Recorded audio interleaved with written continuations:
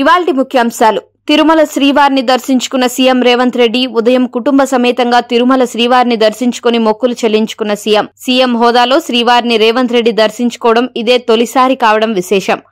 జగన్ కు భారీ shock. ఎమ్మెల్యేపై case.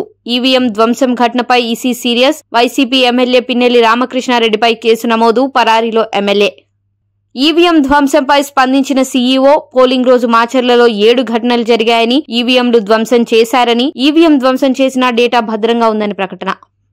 December 9నే రుణమాఫీ చేస్తామని రైతులను మోసం చేశారు కేటీఆర్. 6 నెలల క్రితం నాటి పరిస్థితి, ఇప్పటి పరిస్థితి గురించి ఆలోచించండని ప్రజలను కోరిన కేటీఆర్. రైతు భరోసా 15,000 రూపాయలు ఇస్తామన్నారు. కౌలు రైతులు, కూలీలకు కూడా ఆర్థిక సాయమన్నారు. చేశారా అని ప్రశ్నించారు.